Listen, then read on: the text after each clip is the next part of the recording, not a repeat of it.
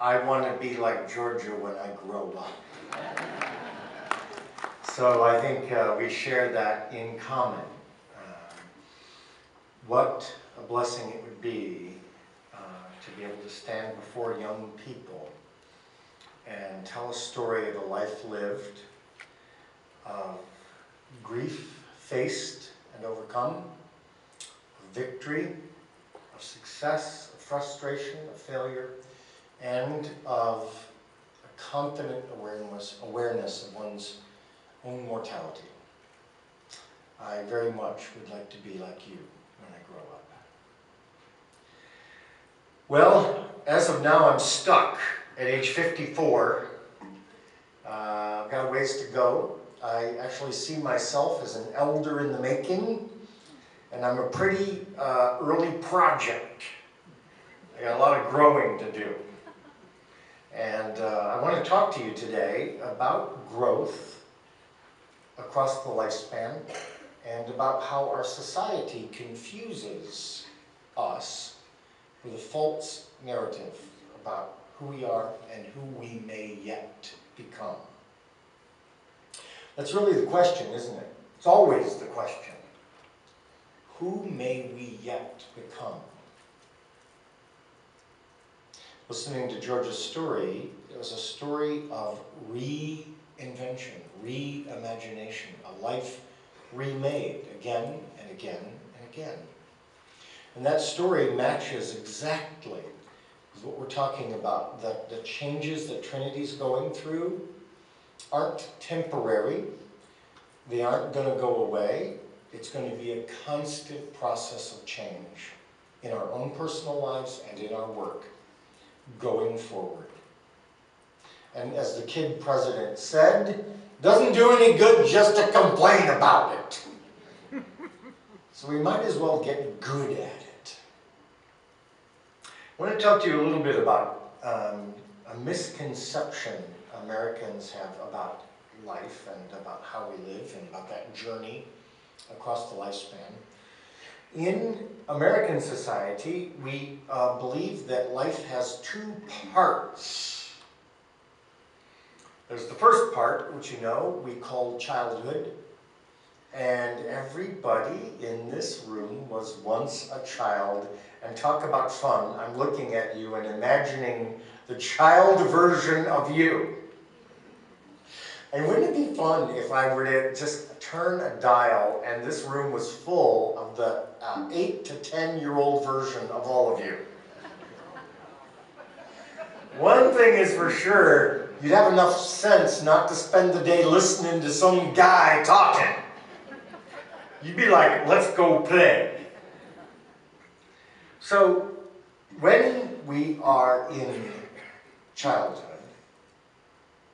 there's certain expectations about what life is like, what our responsibilities are, what our duties are, and how we're supposed to grow.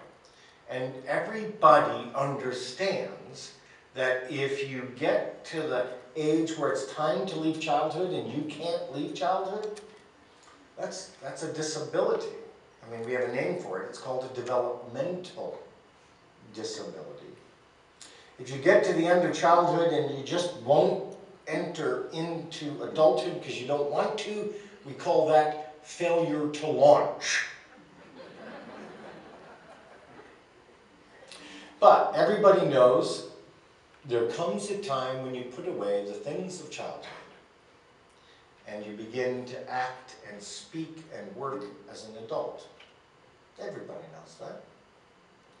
And I'm addressing a room, fortunately graced with elders, but consisting mainly of adults. And I have a few things to say to the adults in our company. First off, without realizing it or understanding it, we've all come to inhabit a hyper-caffeinated, hyperactive adulthood that goes way faster than it ought to.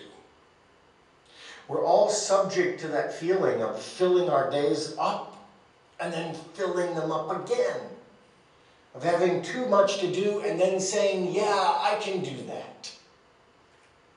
Adulthood in American society is envisioned as a time of performance and productivity, efficiency, effectiveness. I know that right here in this room, there are a lot of to-do lists. Some are electronic, some are on paper, but you gotta check off that stuff you gotta do. And it doesn't matter how hard you work, that to-do list keeps filling up. Adulthood is a time of doing. Now here comes the flaw. Here comes the problem in our culture and in our society. We think that adulthood lasts forever. That once you become an adult, once you live as an adult, the only way to live is as an adult. There's no other option. And whenever anybody starts to deviate from that performance-oriented vision of adulthood, we say, oh yeah, I saw Carl the other day. He's really slowing down. Pretty sad. What we're missing is this idea of a second coming of age, of the opportunity, listen to this, an opportunity to outgrow adulthood. I know you can do it. You outgrew childhood and you became an adult. And when you outgrow adulthood, you become an elder. You become a person living in elderhood. So I often use the word elder in conversations when I'm talking about older people, and here's why. I often use the word child when I'm talking about very young people. It just seems to fit. A person living in childhood is a... yeah. A person living in adulthood is a... and a person living in elderhood is a... yeah. It's about growing up. Now, what makes elderhood different from adulthood?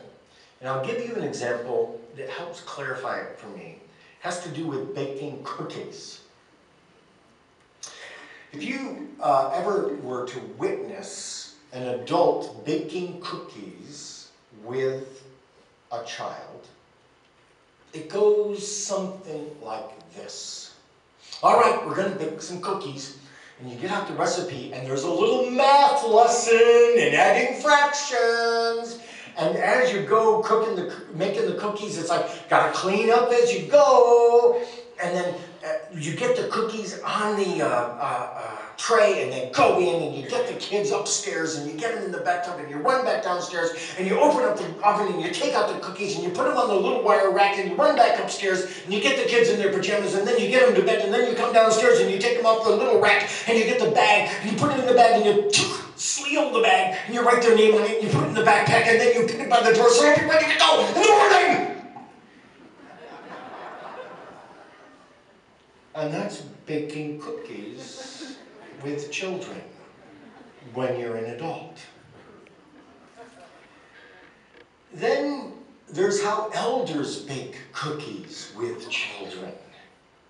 And that's really different. It goes more like this. You think it needs more chocolate chips? Yeah, let's put some more chocolate chips in. That's the most amazing shaped cookie I've ever seen. I've never seen a cookie shaped like that before. And it goes like, don't worry about the burned ones. Grandma likes the burned ones.